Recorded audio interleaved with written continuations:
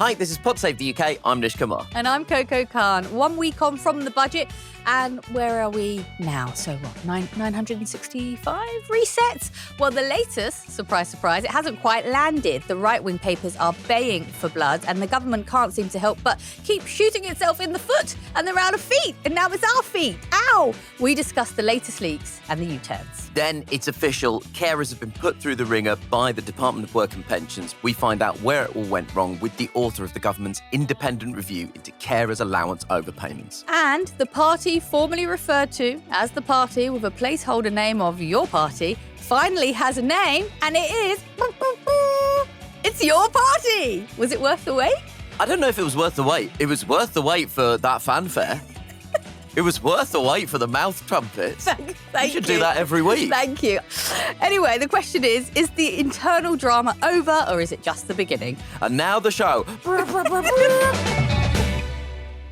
Now, after a pretty painful week defending the budget, the government might have hoped it could finally draw a line and push ahead with the business of actually governing this country, especially given that we're on the brink of what a lot of people who are experts in the field are deeming a collapse of the criminal justice system. So here is the Justice Secretary, David Lammy. First, I will create new swift courts within the Crown Court with a judge alone deciding verdicts in triable either way cases with a likely sentence of 3 years or less. Okay, so in plain English, that is a pretty massive change to how the legal system works in England and Wales. Scotland and Northern Ireland operate under distinct legal systems. But in England and Wales, this is removing the right to a jury for all crimes with a likely sentence of less than 3 years. So look, it's clear that something needs to be done around the court system. So after years of austerity cuts, the delays to justice are compounding trauma and undermining even further people's faith in a system that is meant to protect them. It's meant to defend them.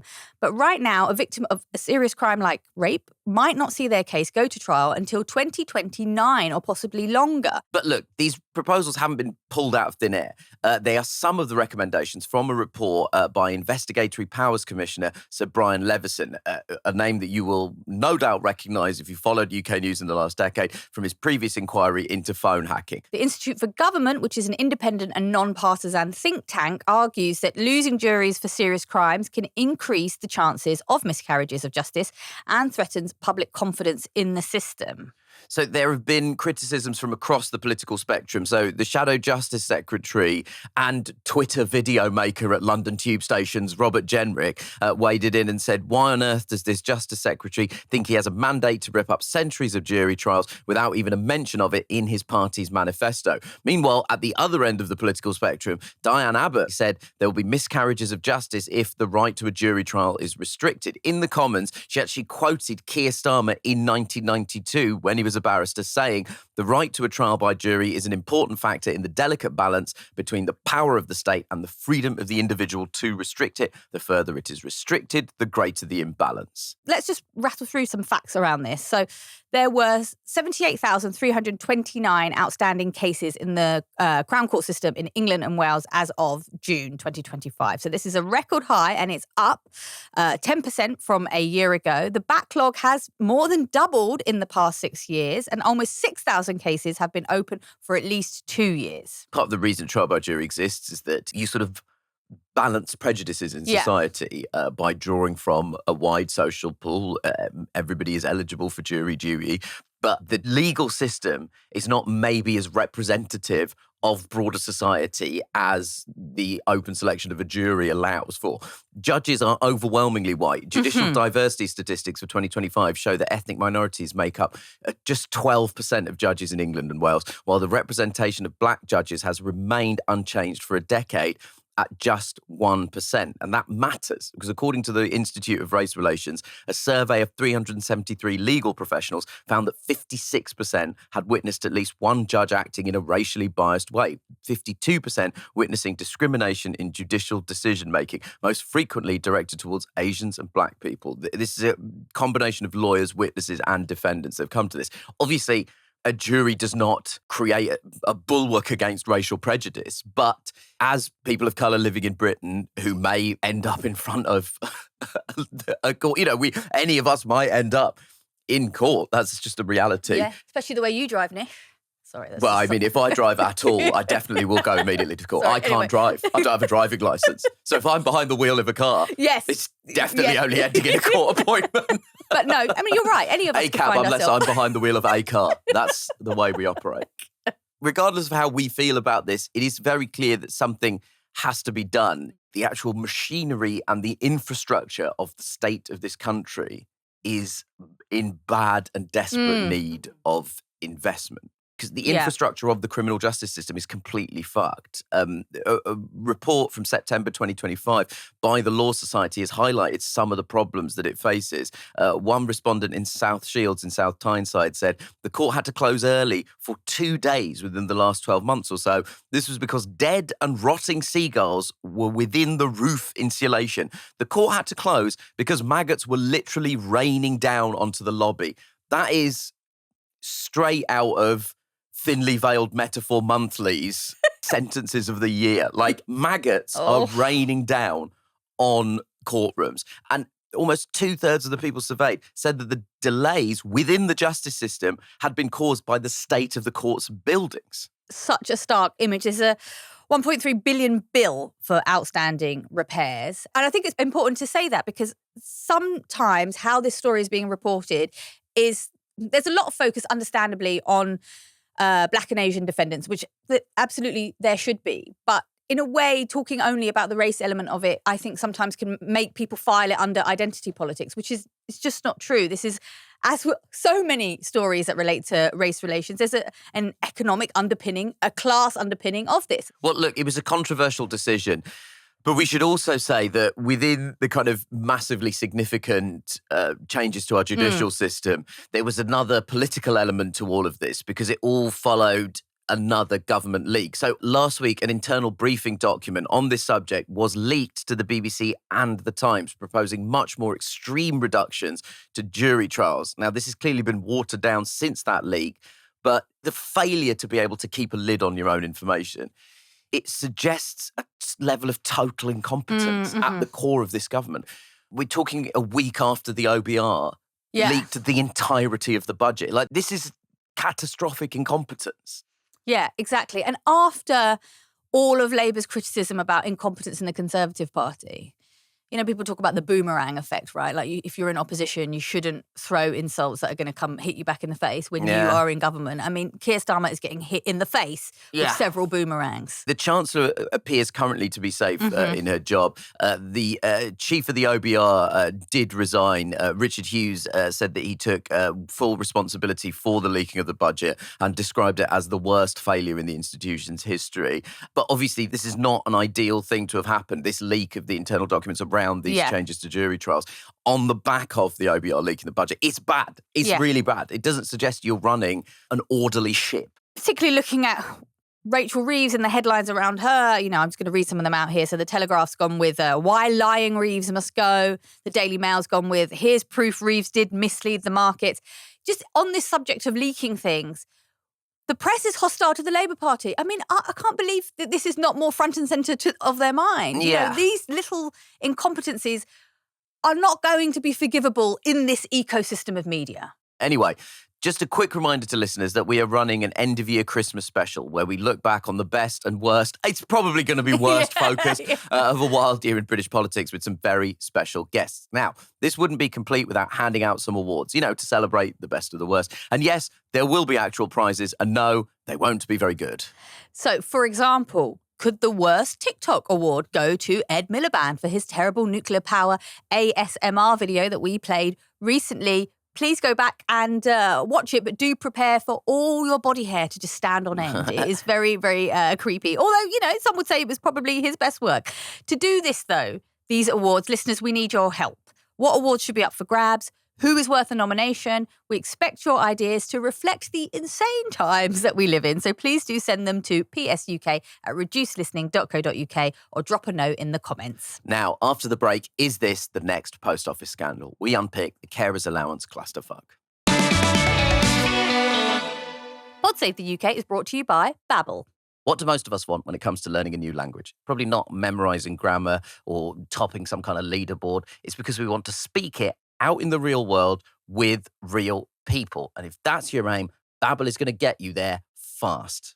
I know what you're thinking, Nish. What more French could I need other than où est le discothèque? Where is the party? But it turns out we do actually need more. So if you're like me and you felt overwhelmed by the idea of learning a new language, you're not alone. Studies show that 70 to 90% of people trying to learn a new language give up.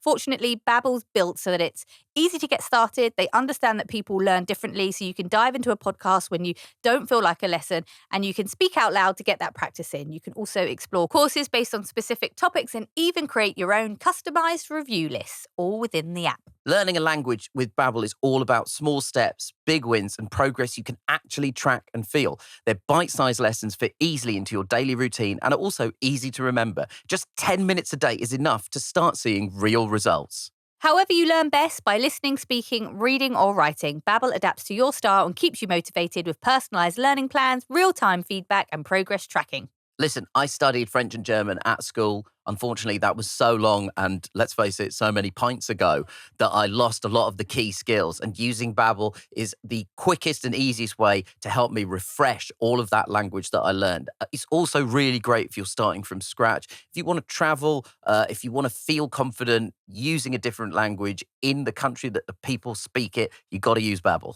Babbel has over 25 million subscriptions sold worldwide, and with 14 languages to choose from, every course comes with a 20-day money-back guarantee. So here's a special limited-time deal for our listeners. Right now, you can get up to 60% off your Babbel subscription at babbel.com/PSUK. Get 60% off at babbel.com/PSUK. That's spelled BABBEL.com/PSUK. Rules and restrictions may apply. This podcast is brought to you by Wise, the app for international people using money around the world. With Wise, you can send, spend and receive up to 40 currencies with only a few simple taps. Whether you're buying souvenirs with yen in Tokyo or sending koruna to a loved one in Prague, you know you're getting the mid-market exchange rate with no extra markups. That's what makes Wise the fast, affordable way to use your money around the globe. Wise offers 24/7 live support and runs over 7 million daily checks to catch and prevent fraud, so you know your money is where it's supposed to be. If you have family that live abroad or if you travel a lot, you know that it's difficult moving money around. Wise is the easiest and simplest and most straightforward and safest way to do all of those things. Be smart. Join the 15 million customers who choose Wise. Download the Wise app today or visit wise.com. Terms and conditions apply.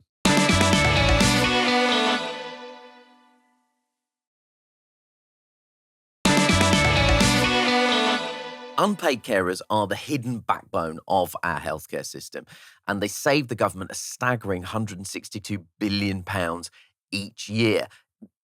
Given the nature of our ageing population and the number of people that need assistance, it's very possible that you listening to this right now may well be a carer or know somebody who is a carer. Over the past 6 years, we've seen thousands dragged through the courts after falling foul of the rules around how much they're allowed to earn while receiving benefits. Yes, so for anyone who hasn't been following this, let's just quickly lay it out. So in England and Wales, if you have a loved one who has a disability or a chronic illness and you care for them at least 35 hours a week, you are entitled to a weekly carer's allowance of £83.30. This is considered a salary top-up as you are not able to work a full-time job while doing this. Here's the catch, though. Your weekly earnings must not exceed £196. Now, if carers go over that limit, even by a penny, they must repay that entire week's allowance. It's called the cliff edge effect, where a small increase in wages can lead to a disproportionately large loss in income, as opposed to the tapering off effect that we see in other benefits. Another term for all of this, of course, is complete fucking bullshit. In this case, though, the cliff edge, or the complete fucking bullshit effect, was compounded by the fact that the Department for Work and Pensions, the DWP, didn't alert unpaid carers when they overstepped the limit. So hundreds of thousands of people were unknowingly racking up these huge debts, sometimes of more than £20,000, and leaving some even facing criminal charges. Now, it's not like people were taking the piss around their earnings here. An example being that one carer was forced to repay £4,331 after exceeding the earnings limit by 1 pence each week. It's life-ruining stuff. Now, this was first flagged by a whistleblower back in 2016, then again in 2019 by the National Audit Office and a Common Select Committee. In a hearing at the time, Peter Schofield, the DWP Permanent Secretary, said officials would consider sending text messages to carers who breach earning limits and promised new data matching technology will stop overpayments. Fast forward to 2024, and a Guardian investigation reveals that far from stopping repayments before they happen, tens of thousands of carers are still being asked to repay huge sums, while others are being pursued through the courts for fraud. By May 2025, at least £357 million in carers' allowance benefit has been paid out in error over the past 6 years because of official failures. So what we have here is years of failures, and nobody really did anything about it until October 2024, when the new Labour government commissioned an independent review. And the result of that review is pretty damning stuff, a catalogue of failings by the DWP. Most importantly, it says that breaches of the rules were not willful rule breaking, but honest mistakes as a result of unclear guidance by the government. Joining us now is the author of that review, which was published last week, Liz Sayce OBE. Liz was the CEO of Disability Rights UK for 10 years and was formerly the Vice Chair of the Social Security Advisory Committee. Liz, welcome to Pod Save the UK. Thanks very much for joining us. Good to be here. This is now being compared to the post office scandal. And as a result of your review, the government has said it's going to reassess cases dating all the way back to 2015, meaning there could be huge numbers of people who are reimbursed and also, crucially, have their criminal convictions overturned. Carers UK, who provided evidence to the report and worked with the Guardian investigation, say they feel vindicated. How big a moment is this? So many people thought they were playing by the rules, and they weren't. So one of the big findings of my report was there have been really unclear rules on averaging of earnings. Right. So the reason, it sounds very technical, but the reason that for so many carers it was so difficult to know if they were going over the limit was because on gov.uk it says your earnings may be averaged. The law, the regulations allow for averaging of earnings. So carers understandably thought, for example, we heard from a woman who had a disabled child and she wanted to work less over the half term because she wants to spend time with her kid. So she worked more the week before and she thought, well, that'll average out, that's fine. But it wasn't fine. And there were lots of examples like that where people assumed very understandably that their earnings would be averaged over a period of time. Sometimes they thought it would be over a year. And the problem was that the Department for Work and Pensions was using guidance for their staff that actually almost didn't allow for averaging. It was so rare, and that didn't fit the legislation. The legislation says there's lots of scope for averaging.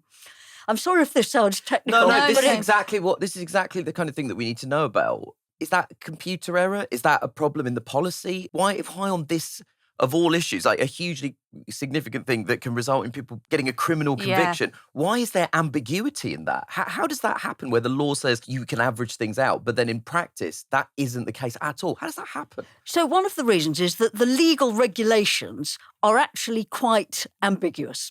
So one of the things the government has agreed to do, which I'm really pleased about, is to revise those regulations. They've also already made changes to the guidance for staff, and they've said they'll keep that guidance under review. This is really important stuff because with unclear guidance, even, different tribunals have come to different decisions on what those regulations mean. Yeah. So how an individual carer is supposed to understand it when the experts haven't agreed on what these regulations mean. And then the guidance basically kind of said, there's got to be a recognisable pattern of your work. So you had carers thinking there was averaging going on, and you had members of staff working to guidance, which almost didn't allow averaging. So the result was people were trying to organise their work in a modern economy, flexible work opportunities, different shifts.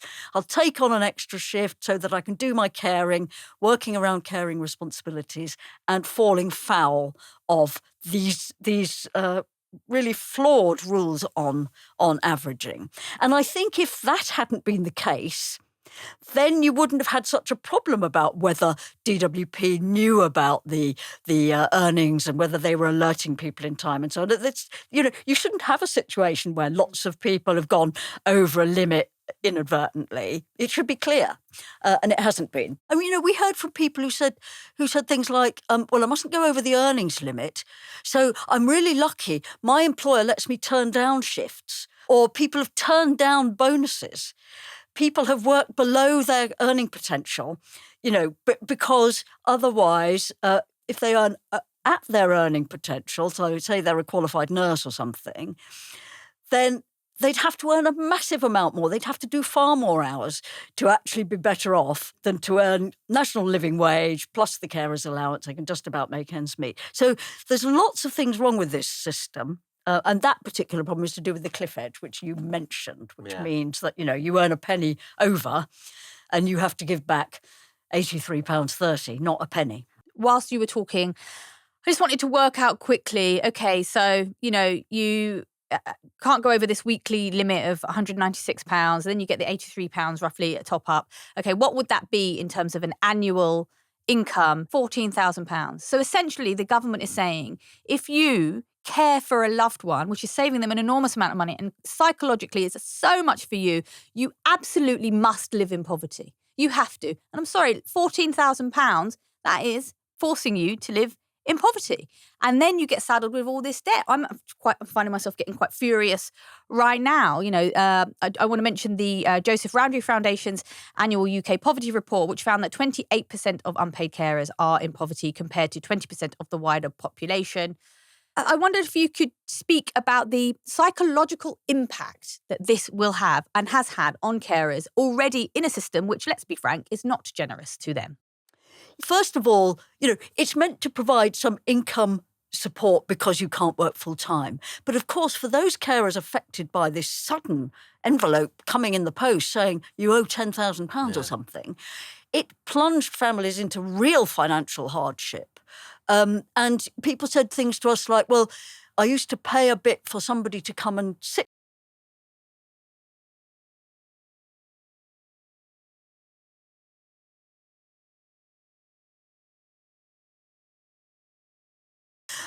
People talked about just not being able to buy nice things that might make their or their loved one's life a bit better. And then there's the sort of the emotional. You may know that if you were asked to pay back an overpayment, many people were also given a kind of fine, a civil penalty. They were asked to pay a £50 fine on top of paying this money back. And at one level, this is £50 compared to what might be thousands of pounds of debt. But actually, it felt like the sort of last straw, It felt like such an insult. And people said, I felt shame. I felt I couldn't talk to people about this. So I'm pleased that where government is going to write off a debt, cancel it or repay it if someone's repaid it, they will also, I've been assured, repay that civil penalty and scrap it. So, that's really important psychologically, I think. It's less important financially. But so there's that. And I think the other impact on people has been, we've talked to some people who've said, I just can't do this trying to juggle work and caring. I'll give up work. Yes. It's easier to just give up work. Yeah. And that's the exact opposite, of course, of what, current policy is all about, wanting everybody to contribute to our economy. Not everybody's able to work, but it depends on their caring responsibilities. But a lot of people do want to. Of course. It's very natural to want to feel if I work a little bit harder, if I take that extra shift, I can go on holiday. These are all actually stopping people from achieving that and fulfilling that. These are not luxuries. These are just normal parts of life. I want to buy this little thing. I want to go to this place. I find it so unkind. And even though I'm so delighted to hear that, of course, the government's going to repay it, I keep returning to this question of, okay, but it doesn't change the fact that carers still aren't receiving enough support. The limits are still too low. It does leave me wondering about the Department for Work and Pensions completely. Are they fit for purpose? Well, I think on the level of benefits, it's obviously a sort of big political discussion, isn't it? There's a lot of debate at the moment about reducing the welfare bill. But as you've just pointed out, there's a lot of people who are living in poverty who, for reasons of, severe ill health or caring responsibilities, sometimes they need that social security. Any of us may need social security support at any time. So that's a very live debate. So government have committed to exploring alternatives to the cliff edge, including a taper, which is what works with some other benefits like universal credit, which would make such a difference because you could, if you earned a bit more, there might be a bit of clawback on your benefit, but basically you would always be better off by working, rather than at the moment you are not always better off. It's so counterproductive and counterintuitive to everything else that's coming out of the... I mean, you've already mentioned this. Yes. Given everything we're being told now is we need to get everybody back into work. Everybody has to be in work. Work. Like, it's so unconstructive, right? Yeah, we need to have a system which makes it really as easy as possible for people to combine caring and employment. Yeah. It's maybe important to say carers allowance came into being in 1976. Yeah. This was a time when people didn't work that sort of flexible shift system in the same way. This is just not a benefit that meets modern caring, modern labour market. It's kind of outdated. And the cliff edge is definitely, it's impacting disproportionately on lower paid women, which is a real worry. The government has stopped short of offering compensation. Do you know why that's happened? It's interesting. When I was doing the review, obviously we spoke to a lot of carers. We had a whole series of round tables of people sending in their experiences and views and so on. And 3 big things came out in terms of what people most wanted. The first was they wanted the debts written off, repaid where necessary. The second was they wanted these civil penalties got rid of where people had made innocent mistakes. And the third was they wanted the system fixed for the future. Compensation didn't come out, interestingly, as one of the sort of top demands. I think, for whatever reason, I think people were so incensed about the debts and the civil penalties. And also a lot of people, some people were saying, this may not help me, but I really want this never to happen to anybody else. And some of the things the government's committed to should help. We haven't talked about the alerts that Department for Work and Pensions gets from HMRC about what you're earning. And they were only looking at about 50% of them in the period after 2019. So that meant that some people still had these debts racking up at that point, which is one of the things that, didn't happen after 2019 to resolve it.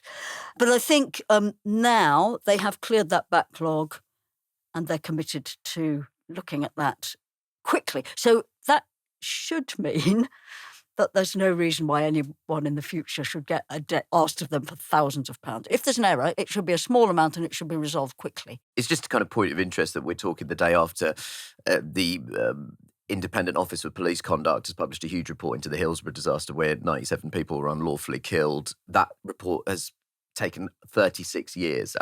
People responsible are no longer in position. Some of them are dead, so there's no accountability. And a lot of those families are feeling very, very hurt today in this country.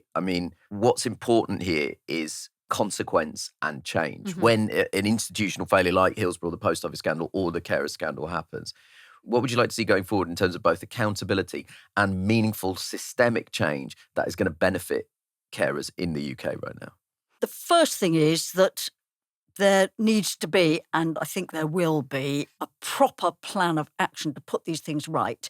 And it's really important that things don't get kicked into the long grass. For example, there's been this extraordinary thing that if you get carers allowance and universal credit, you might get an overpayment of carers allowance and you might be asked for that back.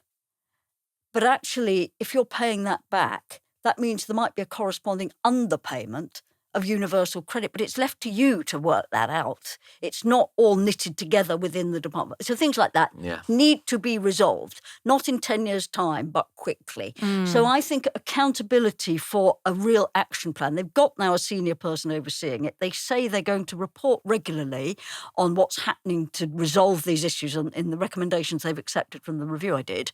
So that kind of accountability going forward and transparency, I think, is hugely important. History tells us that there can be horrible delays with these sorts of processes. Windrush, post office, and so on. The actual process of putting things right seems to take forever. And I really would like to see the Department for Work and Pensions working with carers organisations to make sure that the criteria, the way of going about this, is fair and seen to be fair, and that then it proceeds in a simple and transparent way. Yeah, and I also think that carers allowance, compared to something like universal credit, carers allowance is a smaller benefit, but it's vitally important. Yeah. But I kind of think it didn't get the attention it deserved. It needs to be, as you said in your introduction, if carers weren't providing care and support, actually the health service and social care would collapse. It's absolutely vital and crucial. And people want to do it, but they want to do it with a fair system, and able to combine it with work where they can. Liz Sayce, thank you so much for joining us on PodSafe the UK. Now, after the break, your party had its founding conference this weekend, and surprise, surprise, it was a fiery affair. PodSafe the UK is brought to you by Aura Frames. So here's my holiday pattern.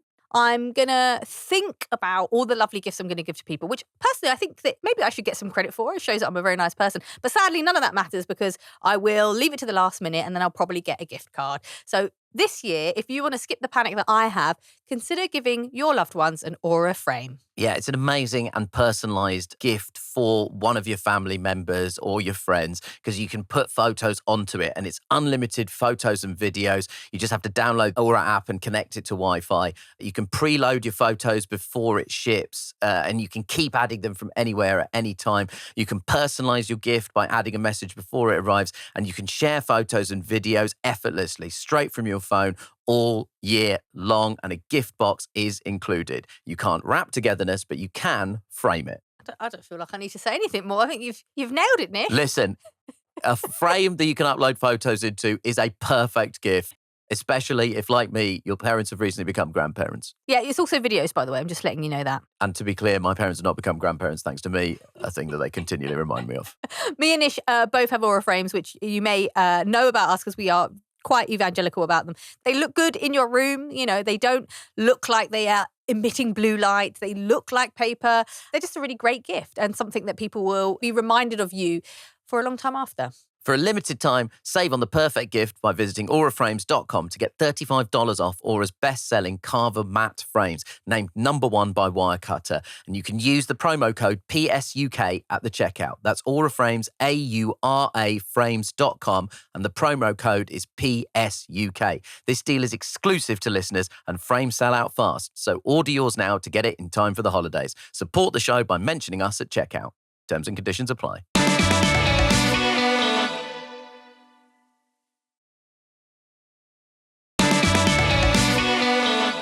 So this weekend was the founding conference of Jeremy Corbyn and Zara Sultana's Your Party, and it's official. Don't forget the gun fingers. Gun fingers.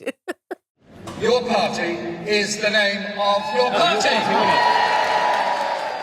Your party is called Your Party. Yes, the party formerly known as Your Party is now currently known as Your Party. I just want to say that when I spoke to Zara Sultana, we did a gig together in Bristol. She asked me, what do you think? And I said, Your Party, Zara. You have to call it Your Party. It's the best name. Also, anyway. Everybody's been saying Your Party so often in the last sort of 3 or 4 months. It would have been crazy to not do that.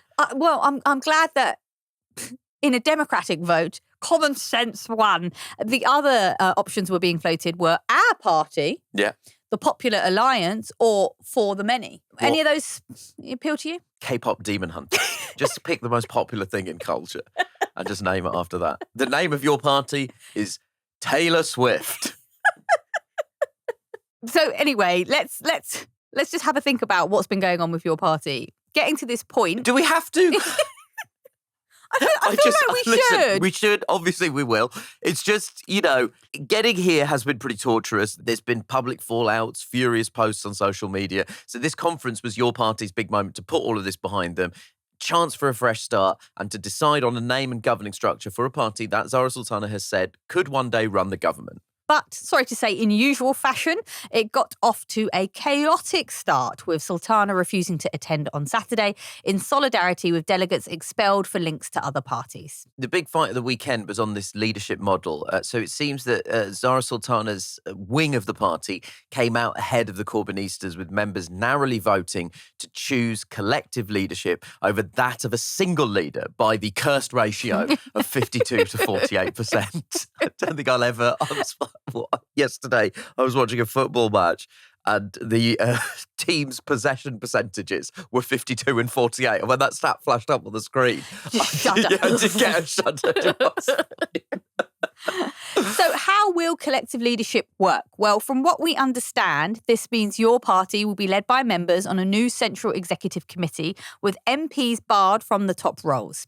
This committee will make the big decisions around the party's management and strategy, with a chair, deputy chair and spokesperson in charge of public leadership. Here's what Zara Sultana made of the decision. And today we will finalise the structures of a party that belongs to its members, not to MPs, not to donors, not to nameless, faceless, unelected bureaucrats, but you, its members. So look, it's clear that she's making a sort of not particularly veiled attack on Jeremy Corbyn and his allies, who she clearly blames for the dramas of the last few months. As for dual membership, so this is the question of whether your party members can be members of your party and also a member of a previously approved political party, so one that the kind of your party steering committee has recognised as a political party. Zara Sultana actually won there as well, under the slogan of "the witch hunt must end," with a massive margin of 69% to 31%. So your party members are also going to be able to be members of other political parties. So, is this a new chapter for your party? The start of building something new, as Sultana hopes? Or will a collective leadership model in a party that struggles with infighting trip them up from the get-go? This is not a hugely significant football match in my life. It's just what I did last night, okay? So the football match with the 52 to 48% ratio was Spurs-Newcastle.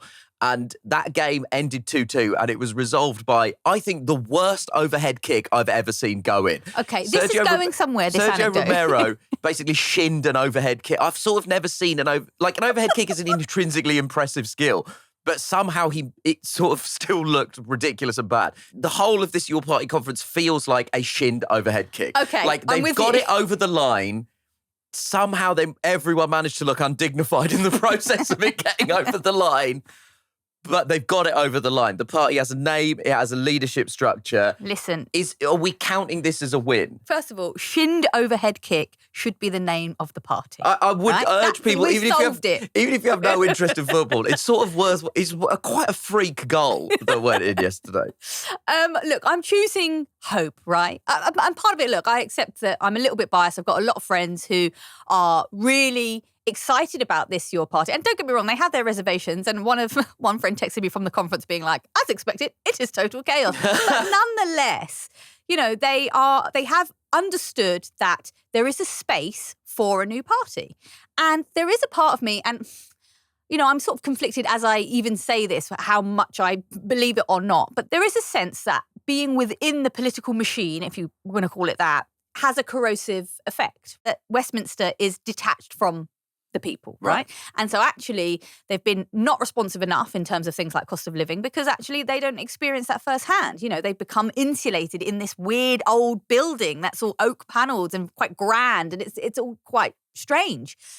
In a way, the fact that they have this committee where they will not become part of the political machine, I do wonder, could that potentially lead to different outcomes? Could that potentially lead to different ways of thinking? Could it make them more exciting down the line? So I'm remaining hopeful that actually something interesting is happening, something innovative is happening, and there is potential there. You know, it remains to be seen about whether that potential is grasped and whether they are able to actually implement stuff out of that potential. But at this moment in time, I'm not denying the potential. I think it is still there. I would like the Labour Party, I would like the Green Party, and I would like your party to discuss more openly where electoral pacts are going to be made, okay? Because let me tell you, the other side of the political spectrum is thinking about that already. The Guardian, this morning, as we record on Wednesday, has run a story that Nigel Farage has been telling donors that he expects Reform to do an election deal with the Tories. Now, we should note,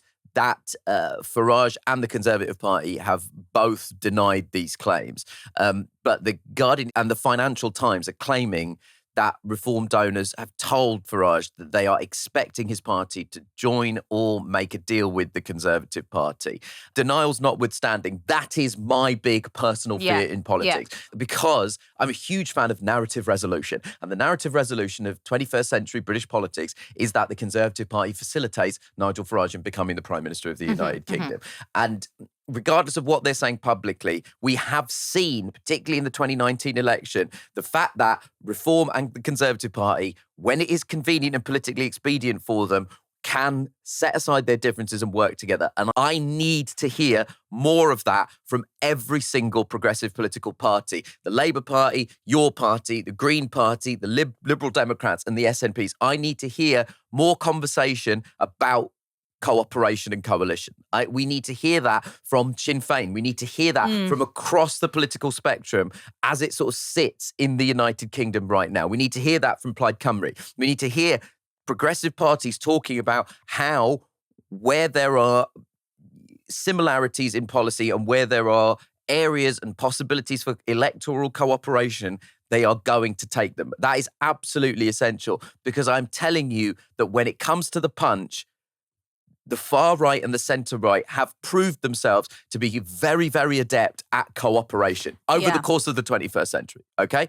So I need to hear more of that from all of these political parties. And I think the thing that I really welcome here is the fact that your party has voted to allow people to be members of two political parties. Yeah, no, I think that's really, really important and something that should be celebrated. You know, we've also talked over the course of this show in probably more refined words than I'm going to choose now, but essentially a lot of how Britain has been going in terms of politics, we're choosing the fuck you button, basically. And that is dominating it. And I think that sometimes it's global politics. We're not alone in that. Yeah. We choose fuck you. That's what we choose. And we need to see progressives leading by example and not choosing the fuck you button. You know, and I get that there is a sense from I won't name any, from the leaders, they don't want to say that they would work with X, Y, Z, because they want to tap into people's desire to say fuck you to Keir Starmer or fuck you to whoever it might be. And I just feel like on this podcast, let's leave. There's no fuck yous here, right? Yeah. We're not doing no fuck you buttons anymore. I've said it before. We are the progressive broad church or fat mosque. That is the way that we set ourselves up. Fat mosque. We are the fat mosque. You should be careful about saying that, because Robert Jenrick's going to think it's a fatwa or something, and it's going to be a problem for us. We are the wide temple. We are the outsized Gurdwara. Yes. Fat with a PH, yeah? Because it's very good. But yeah, no, I would love to see that. I would love to see leaders moving forward into 2026, turning over this new leaf and saying, actually, you know what? I am happy to say I don't agree with this person here, and here, but for the sake of our country and the sake of our future, we will work together, because they expect voters to do it all the time. I mean, how many voters have really voted for a party and believed in 100% of it? Of course not. We vote because at the time you make a kind of calculation in your mind about will it be okay. I think we should expect that from everyone else. Just be thinking about it, because I'm telling you, your political opponents are thinking about it. Before we go, a reminder that we are running a New Year mailbag special where we answer all your questions. So we'll answer serious political ones, like where does Nish see his political home as the Labour Party lurches right? Or what's politicised Coco the most since becoming a mum? And the not so political are also welcome. For example, who are Nish's favourite comedians? I'll be answering favourite comedians. I won't be answering least favourite comedians, okay? Because my agent has specifically asked me to stop slagging off Jimmy Carr. Anyway, we also want to know what inspired Coco to go into journalism, and would she encourage others to do the same today? Anyway,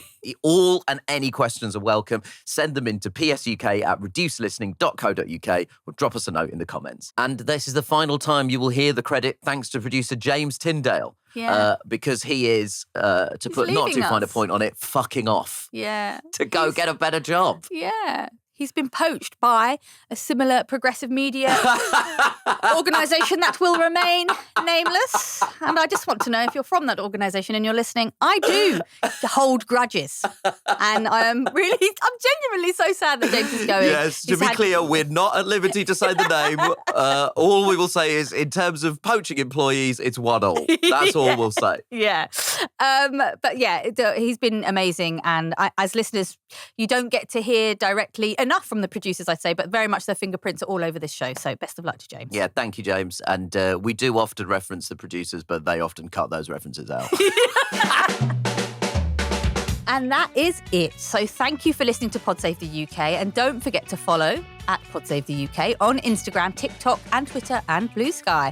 Pod Save the UK is a reduced listening production for Crooked Media. Thanks to producers James Tyndale and May Robson. Our theme music is by Vasilis Fotopoulos. The executive producers are Kate Fitzsimons and Katie Long, with additional support from Ari Schwartz. And remember to hit subscribe for new shows on Thursdays on Amazon, Spotify or Apple or wherever you get your podcasts.